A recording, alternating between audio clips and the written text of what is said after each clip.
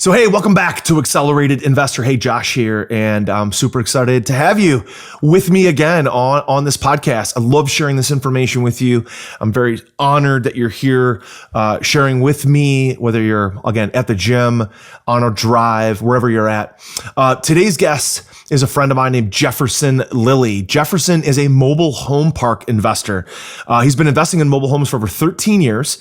And guys, check this out. He owns a portfolio of 31 mobile home parks.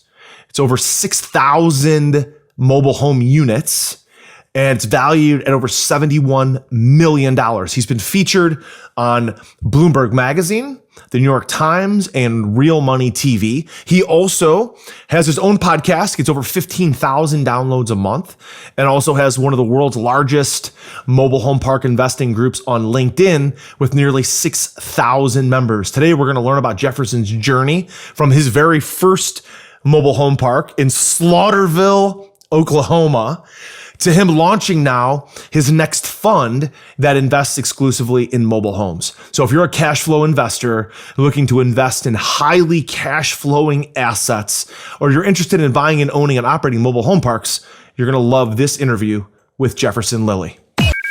Welcome to the Accelerated Investor Podcast with Josh Cantwell. If you love entrepreneurship and investing in real estate, then you are in the right place. Josh is the CEO of Freeland Ventures Real Estate Private Equity and has personally invested in well over 500 properties all across the country. He's also made hundreds of private lender loans and owns over 1,000 units of apartments. Josh is an expert at raising private money for deals, and he prides himself on never having had a boss in his entire adult life. Josh and his team also mentor investors and entrepreneurs from all over the world. He doesn't dream about doing deals.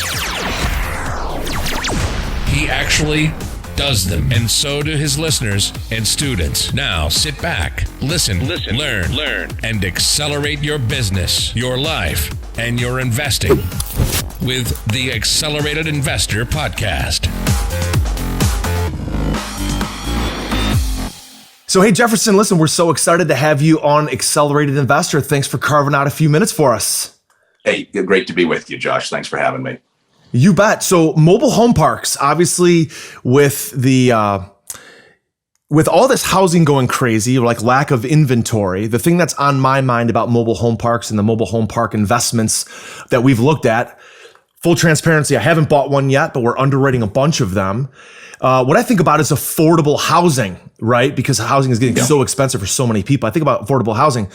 So when you think about, Jefferson, your plans for next year, this year, 2021, starting a new year, what are some things that you're really looking forward to? What are some things you see for mobile homes and for your own company? What are some of your big sort of goals? And what do you think you're projecting forward for this year in 2021? Yeah, so our primary goal is to launch our next fund. That'll be roughly in the springtime, roughly Q2 of 2021. This will be now my fourth fund. I got started it's almost 7 years ago, just doing some deal by deals, kind of raising 300, 500, 600 here and there. And so the last fund, though, was about 15.8 million. Nice. They've been getting larger, doesn't have to be a next larger fund. I would say probably would be. But anyways, that's my primary goal is to just finish out investing this last fund and then again, launch the next fund roughly in the spring. Got it. So you guys already own 31 mobile home parks that you've bought, owned, operated, or joint ventured on. Yep. So what is this next fund going to look like? How is it maybe different than what you've already set up with your previous funds or your previous one-off deals that you've done? So it's certainly going to be far more similar than different. We're still going to focus on mobile home parks. We will continue as we've done with the last fund. The last fund had a big switch in fees. I moved to a no fee, no salary, no fee model. It's just pure alignment with our investors. We take no acquisition fee, no divestiture fee, no fee for arranging the debt, even though I personally guarantee it as needed. It's just what I call pure alignment. So we made that change with our last fund, the third fund, and probably I think we'll keep that as I call it, pure investor alignment going forward with the next fund. Got it. I like that. So you're not taking any fees up front. I know lots of guys that sort of fee deals to death, and then it leaves very little for limited partners, even though limited partners feel like they have a lot of equity in a deal. The general partners are kind of scraping a lot of fees off the top. You're going to this pure alignment model. I love that. We do a lot of the same things.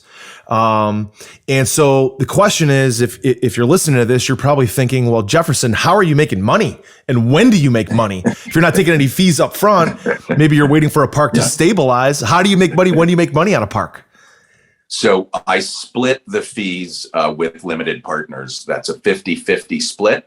But indeed, initially, as the first money comes in, like with our last fund, I made nothing just for having 5 and 10 million and sitting in the bank. I then went out roughly with the last fund. I made the first acquisitions about 6 months, 5-6 months into fundraising. So we typically have the funds open for a year, but even during fundraising, we're beginning to make acquisitions. So then just as soon as those cash flow, which certainly most all of these mobile home park deals do, just as soon as they're cash flowing, we're splitting that with investors. And then much farther down the road, our funds typically are 10-year life. We then sell the properties, presumably at a profit, and we split that. My investors do have preference to me at liquidity. To get all their capital back first. And again, then we split 50-50 what remains. So that's how I make money. I've been in this business 13 years. I've got some parks on my own. I've got some other funds. You don't have to feel too sorry for me. I'm already cash flowing. I don't need the few percent acquisition fee up front. I'll be fine. I'm sure you will. That's great to hear. So Jefferson, tell us a little bit about a recent park deal that you did. Tell us, so our audience can understand if they've never done a mobile home park deal. So I'm big with apartments, right? We own 2,700 units of apartments, value add B class and C class apartments that we can buy, that have deferred maintenance, that have bad management, that have low rents, that we can bring up, we can stabilize, refinance some or all of our investor equity out, and then cash flow that thing long term. I would imagine you're kind of doing the same, something similar, but describe for me a typical mobile home park deal that you like, something that stands out that you're like, we bought this deal, made a lot of sense, and here's why it made sense. Yep. So it's been probably 7-8 weeks ago now. We bought a deal called Coronado Village Mobile Home Park. It's in Roswell, New Mexico. Okay. By the aliens. Yeah, that's right. Yeah, that's our investment. That's our investment secret right there. Just if you can buy within 50 miles of wherever the aliens are. Nice. I like it. Nice. I like it. Secrets out. But so we liked the deal because first off, we got into it at around an 8 cap, maybe a little better. So that seems to be reasonable pricing, certainly relative to where most apartment buildings are trading. Sure. Most traditional multifamily. So right off the bat, we're starting with we think a pretty good acquisition. And in fact, that property appraised for something like 20 or 22% more than what we paid for it. Very so good. Going in, we think we bought it right. So Roswell is, it's not Dallas or Denver or New York City. It's obviously more of, I don't know, it's a secondary market. It might be full on tertiary market. There aren't a lot of investors chasing deals in markets like Roswell, New Mexico, or Pocatello, Idaho, or Sioux City, Iowa. We've bought in all of those places over the last year. So Roswell is, though, a healthy market. The average house price is over $100,000. That's one of our investment criteria. The average household income is over $40,000. That's another one of our investment criteria. This property then has had at the time, I believe it was all resident-owned mobile homes. This is a key point for us, and something that your listeners would need to look at if they're considering. Please explain, because there's the park owned, the seller finance model. There's they own the cans themselves and just pay the management fees. Explain that piece for someone that might not know about mobile homes. What are the different parts there versus, again, an apartment building where you just own the building, you rent the units? Pretty simple. Yeah. So we really view this business as being more akin to the parking lot business than to apartments. Keep in mind, with apartments, you as the landlord own all those proverbial leaky toilets and leaky roofs. In our business, at least the way we run it, we again tend to buy parks where the residents own certainly the majority of the homes. That means all that maintenance on the proverbial leaky roofs and leaky toilets is on them, not on us as the landlord. Nice. So that reduces our repair and maintenance bill. I've never owned an apartment building. You have, Josh, but you tell us, isn't your repair and maintenance sort of 15 or 18% of your rents on average? Is that a fair? What is your repair and maintenance run?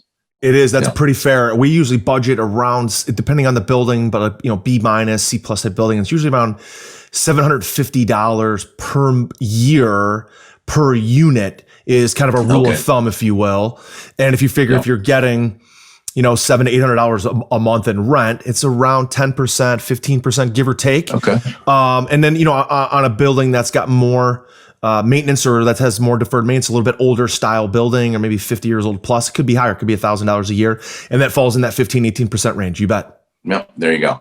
So we typically have repair and maintenance budgets over the long run, obviously fluctuation year to year, but over the long run, we're about 5 or 6% of rents for repair and maintenance because all we have to maintain is the land. Certainly, we still have plumbing bills and some pothole repairs and some mowing, and for our parks up in the north, some snow shoveling.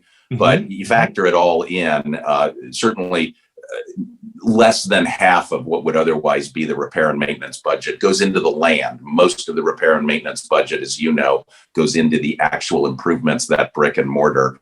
And we don't have brick and mortar. Right. We've just got the land to maintain. That plays into the dynamic with our tenants. Our tenants might not live in houses as nice as you and I do, Josh, but this is their home. So they have graduated up out of apartments. They are homeowners. Frankly, even if they were mediocre apartment renters, you give somebody a shot at becoming a homeowner. Lo and behold, they take better care of those proverbial leaky toilets and leaky roofs. So we believe, a more responsible tenant base that does less damage than a traditional apartment renter. So that's another reason we like this business: lower repair and maintenance, and on the whole, a better tenant base. So there you go. We really want to end up, even then, just to go back to the Roswell deal, we will be bringing in, it'll take several years, we'll be bringing in approximately 60 mobile homes because there are vacant pads there, which is something we generally like to be able to do some infill. It's almost like taking an apartment building and adding on another 60 some odd units. But we will only rent to own those or help folks get proper mortgages. We will not regular rent those additional 60 homes. I like that. So we're certainly first and foremost a for-profit partnership, but we do also have a social mission that's to help expand the supply of affordable housing for folks that typically are making around $35,000 a year household income. So we'll be able to bring on, again, probably about 65 affordable housing units and help 65 families in Roswell become homeowners. And we'll certainly cash flow reasonably well out of those additional mobile homes as well. My newest and most powerful real estate investing book, The Flip System, is now available. And for a limited time, you can grab your free copy at getflipsystem.com/podcast. Using the same proven principles, secrets, and investing strategies I'm sharing in this book, I've been able to personally close over 750 highly profitable real estate deals over the last 15 years, make over 400 private lender loans, raise over $30 million of private money, and acquire over 2,000 units of apartments. Get my newest book now for free for a limited time at getflipsystem.com/podcast. That's getflipsystem.com/podcast. My understanding is that, Warren Buffett is a massive player in the mobile home industry. And there's a lot of consolidation and professionalism happening in the mobile home space where, 20 years ago, 30 years ago, there weren't a lot of lenders in this space. It was more viewed as a very mom and pop-ish industry. That's changing rapidly. You have a lot of money coming out of Wall Street, people talking about affordable housing. They're looking at simply return on investment, and the return on investments are through the roofs. Talk about the transition of what you've experienced over the last 13 years. And even before you got in the industry, that was probably one of the reasons it attracted you to the industry, was some of the changes that were happening to evolution. So again, for somebody who doesn't know, who's an active or a passive investor and who's looking at this niche potentially to do a passive investment with you or maybe an active investment for themselves, why is this becoming so much more of a competitive space and a much more professional space? Tell us a little bit about the evolution. Yeah. So, I think the dynamic is that this is still largely an overlooked niche. Now, niches by definition are small. So I don't know the exact numbers, but I would guess basically for every mobile home park that's out there, there are probably 100 apartment buildings. So the large institutions that take fees and have to deploy, billions and billions of dollars, it's just much easier for them to keep bidding up prices on apartment buildings rather than really take the time and put in the effort to find mobile home parks. That's sort of the one bad thing about this business, this niche, is that it is relatively small, certainly much smaller than traditional multifamily or hotel or self-storage or any of the other kinds of real estate. There just aren't very many mobile home parks. But they are getting discovered. The way Buffett got into it, and this has changed the business for the better. But he bought Clayton Homes from Jim Clayton. That was at the time, I believe, a publicly traded company. They were the largest manufacturer of mobile homes. They also owned, I believe, around 60 mobile home parks. But the core value for that business was manufacturing the homes. So Buffett, because he doesn't want headlines like, billionaire has to evict poor tenant, Buffett sold off the mobile home parks. It's his business. He's a far more talented investor than I am, but I probably would not have done that. But he sold off the mobile home parks more than a decade ago, kept the home manufacturing business. Rode through, then the housing declined. Shipments of mobile homes dropped from something like 400,000 in the early 2000s to like 40,000 in 09 or 10. It's about a 90% reduction in manufacturing of mobile homes, but they have bounced back, not fully, but that business has bounced back. Buffett is consolidated, and Buffett now offers financing on mobile homes, much the same way GMAC offers financing on General Motors cars. So now we can get financing on new homes. When I got into this business in 2007, I was just taking money out of my own bank account, my own personal savings, and just buying used mobile homes, rehabbing them. All of that was just quite a drain on cash. But those homes can now be financed. So we do that. We take advantage of the financing. They'll bring in mobile homes. Depends exactly how you do it, but in general, the homes come in for free. I, as the landlord, have to personally guarantee the mortgages, but I get brand new homes in my communities for free. My tenants then apply, get approved. I collect the lot rent on a home investment, could be 45 to 55,000 that I haven't had to come out of pocket for. And Buffett's company, 21st Mortgage, collects the home payments. So it's really a win-win. They agree to not yank the home out of my community if that person defaults. I agree to make up their missing mortgage payments for a couple of months until we get a new tenant in there. So again, it's all about alignment, and this is very different than the way things were back in the late 90s. I wasn't in the business at the time, but there was quite a war between landlords and the companies that then financed mobile homes, as far as whether the finance company would yank out a home or again, whether a landlord would have to pay for the house. So the business is now more civilized and more aligned between us, the landlords, and mostly Warren Buffett. There are a few other companies providing financing for mobile homes. So all that's great for those of us, all of us, to help expand the supply of affordable housing. Got it. So Jefferson, a couple questions that are popping in my head. One is, what's your favorite technique or strategy or way to find your next park? Is it through a commercial broker? Are these deals done off market? Help me understand, and other people understand, our listeners.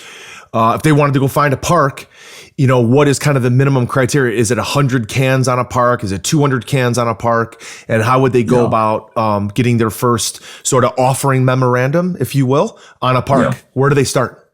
Yeah, so there certainly are brokers, and we've bought some through brokers.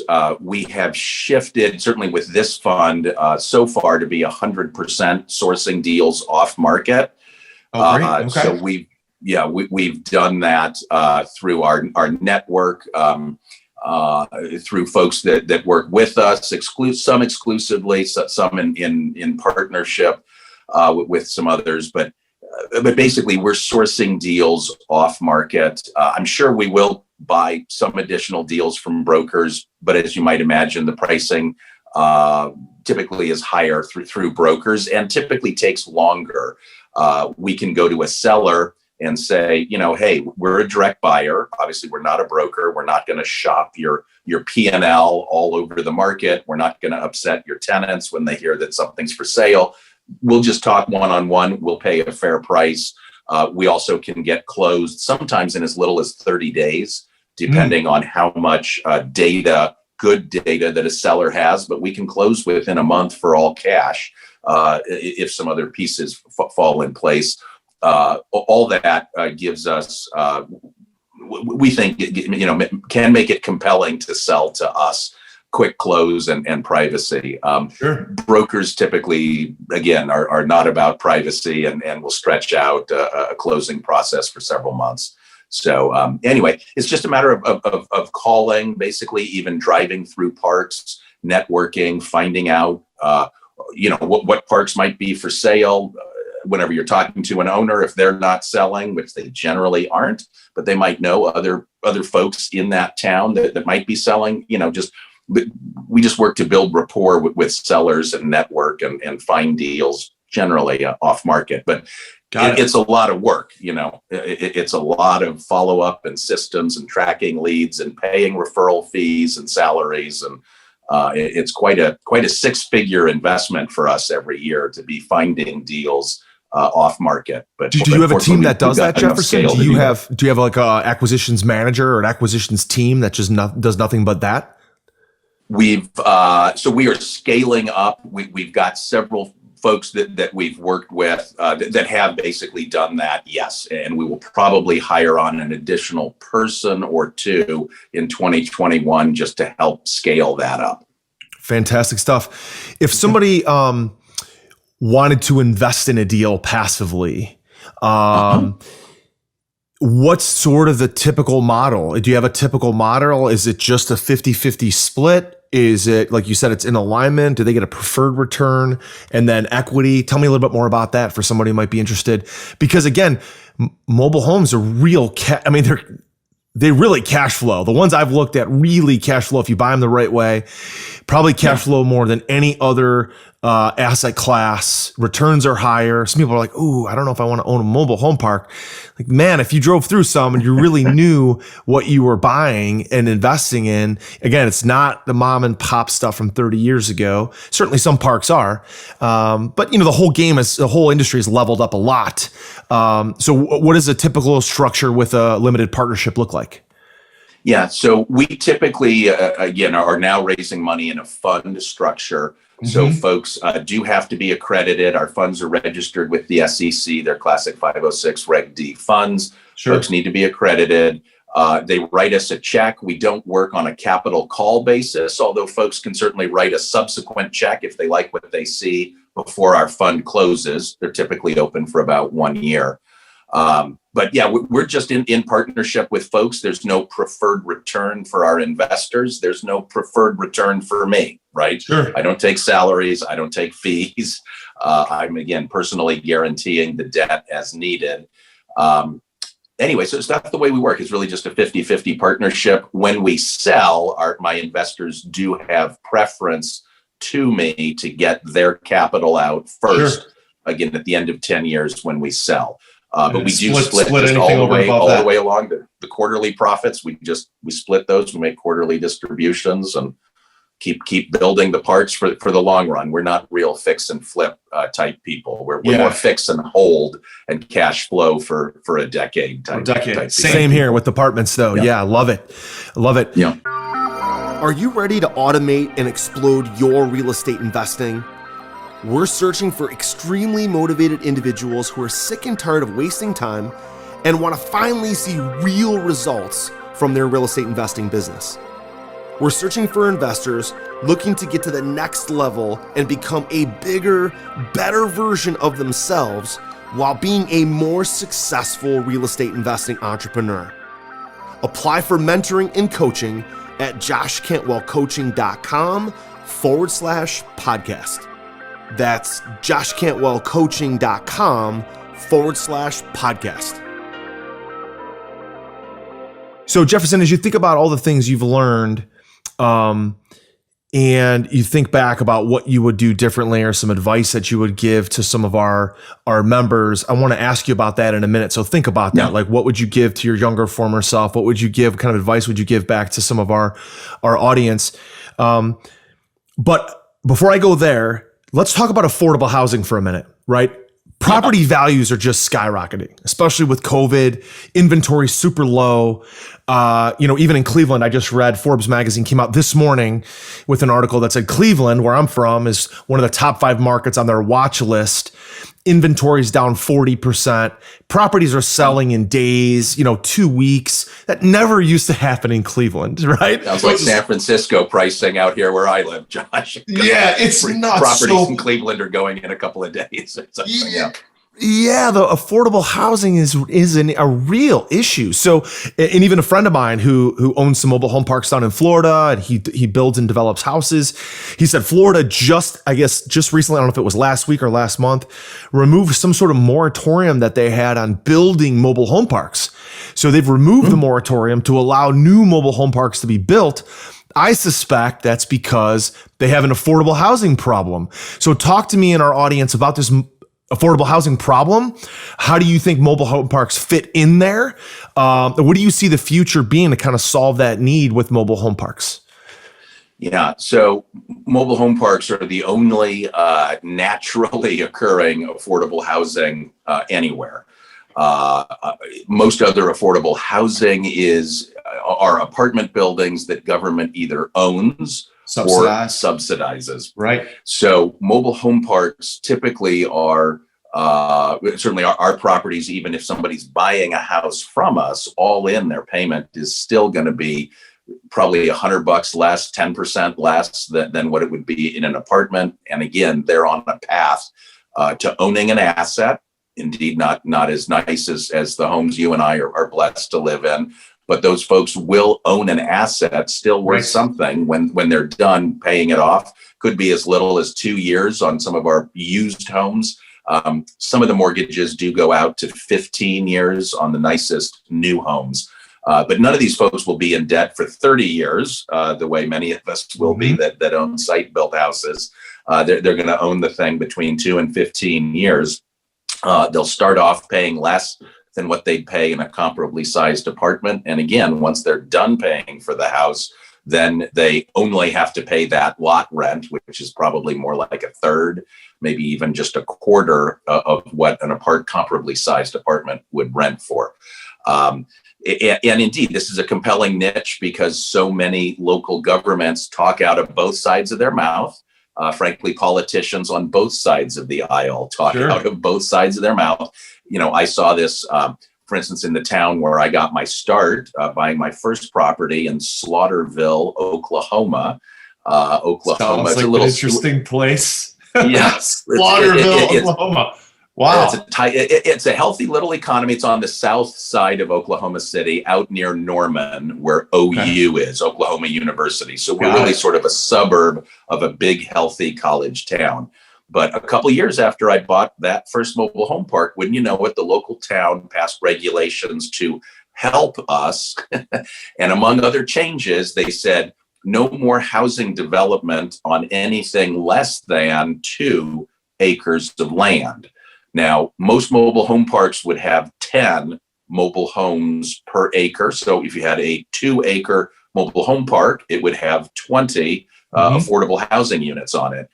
By changing the law to require 2 acres of land around any kind of house, mobile or otherwise, they've really made it not economic to ever develop another mobile home park in Slaughterville. They certainly never say that they were discriminating against poor people or trying to stop affordable housing. Sure. And indeed, it doesn't say it's illegal to build a mobile home park. They can say we've never made it illegal to build a mobile home park. But of course, the law has made it not economic to ever be able to develop a mobile home park. If you have to buy 2 acres of land and you only get to put 1 house on it, you're probably going to put in that market, a $250,000 house, 3-car garage. For Oklahoma, that's an above average house. Sure. Anyway, so we see that kind of thing nationwide, where politicians are moving back the goalposts. Frankly, most folks that live in mobile home parks vote at a far lower rate than most of the rest of us. Their voice is not heard in all those local city and county elections. Most of those, I saw even one case in Florida, I'm trying to remember the county, where everybody was a realtor that ran the town. And they, again, completely outlawed, even on private property, any ability to bring in a mobile home. The realtors that then ran that Florida county said all houses have to be stick-built, site-built, very nice, large houses. Where they know where they're getting their bread buttered. So unfortunately, we see that kind of thing nationwide, where politicians are doing a grave disservice to folks making $35,000 a year, and it's really the politicians that we have to blame for the housing crisis, at least at that level of house price. So hopefully there's going to be places, like I've looked at a lot of mobile home parks lately, and again, haven't offered on one yet. So learning more about the industry. So this interview is one of the reasons why I wanted to have you on the show. So thanks a lot for coming on, because I just feel like, a park or multiple parks. Matter of fact, one of the brokers I work with, who sells a ton of apartments, 40,000 units of apartments he sold in his lifetime, says he will only actually personally invest in mobile home parks, even though he sells a lot of apartments. He's a great dude. And so he's like, you got to start taking a look at this niche. So based on part of his advice, I'm starting to look at some parks to try to get my feet wet and figure out how that goes. So Jefferson, last question. You've obviously got this amazing amount of experience, 31 mobile home parks, $71 million of value, launching your next fund. You've probably learned a lot along the way. So talk to my audience and talk to your kind of younger former self. What are some things you've learned along the way? What's some advice that you would give to them and to your younger former self that can help us along our journey? Yeah, so I would say I'd sort of kick myself in the behind, my younger selves behind, to get moving faster. I didn't buy my first park until I was, I believe, 39. I probably could have done it financially, somewhere around age 30 or so. I could have done it sooner, faster. I feel I've been generally on the right path. I just should have gotten there faster. I will also say I would have told my earlier younger self to sidestep that first deal in Slaughterville, not because of what the government subsequently did, but simply because that property, Josh, some properties just have too much potential, if you know what I mean. Oh, yeah. So that park needed a lot of work. Now, it's appraised for over 3 times what I paid for it, 13 years ago. But it's just taken, and certainly in the first several years, it took so much time to be rehabbing homes. I was living in my mobile home park 1 out of every 3 weeks, being my own general contractor. I now have other people that do that. I've heard this story overseeing before. The plumber and the roofer and inspecting the new refrigerator that came into lot 17 and blah, blah, blah. That first property just had too much potential. And so if I had to do it all over again, I'd be in this business. I just would not have bought my first park. I would have bought something cleaner, a little nicer, more resident, more resident-owned homes, that kind of thing. But still, that deal's gone well. It just pulled an awful lot of time out of me in those early years. I would probably argue that you learned a boatload about the business from Slaughterville. I mean, I did. Because of all the things you just described, Jefferson. I think about some of the apartments I've owned, some of the houses I've flipped, and certainly like the ones where you've just gotten kicked, in the rear over and over and over. And you're like, God, this deal won't go away. I've got to be on site all the time, babysitting this thing. It's so much work.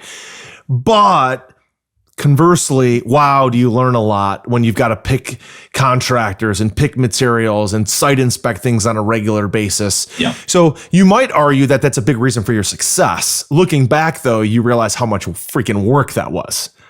Yeah, it was. I would have still learned, but buying a park, I still would have done maybe, 1/4 of that amount of work. I still would have learned it, Sure. But if I had done maybe 1/4 as much of home renovations and sleeping on site in a trailer, I still would have learned, Right.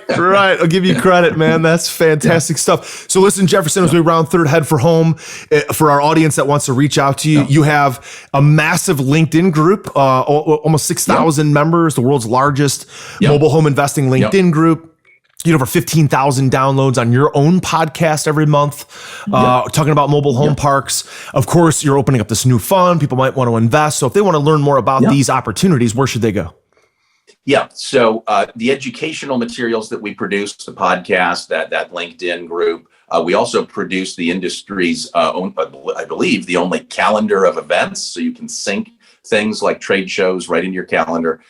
That's all available at mobilehomeparkinvestors.com. Got it.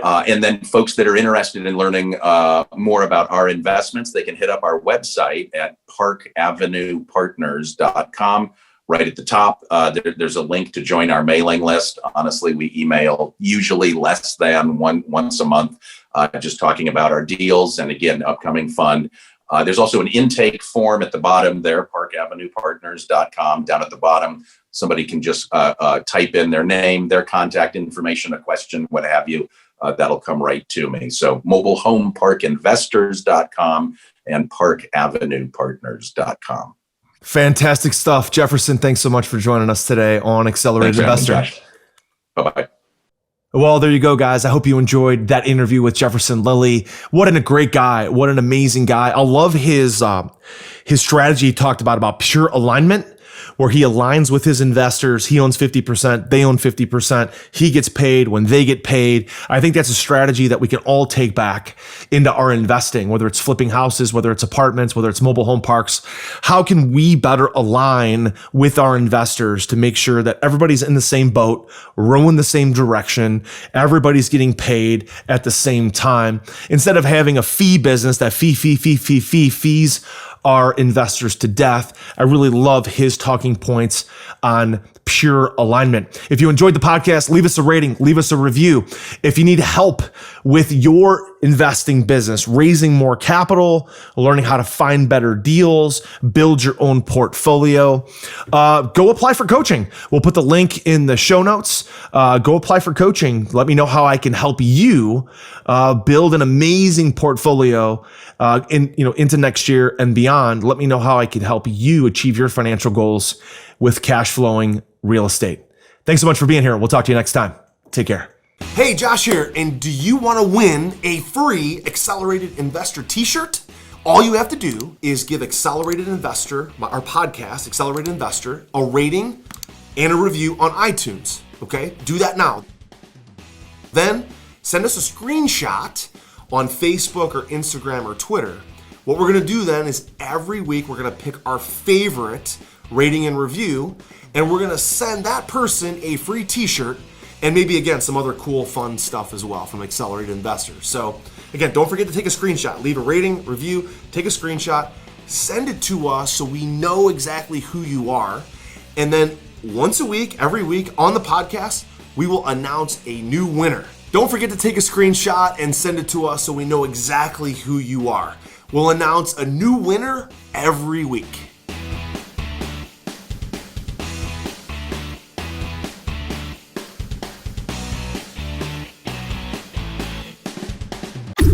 You've been listening to Josh Cantwell and the Accelerated Investor Podcast. Leave a comment on our iTunes channel and let us know what you want to learn next or who you'd like Josh to interview. While you're there, give us a 5-star rating and make sure to subscribe so you can be the first to hear new episodes. Follow Josh Cantwell and his companies, Strategic Real Estate Coach and Freeland Ventures, on all social media platforms now, and stay up to date on new training and investment opportunities. To start your journey toward the lifestyle you've always dreamed of, apply for coaching at joshcantwellcoaching.com.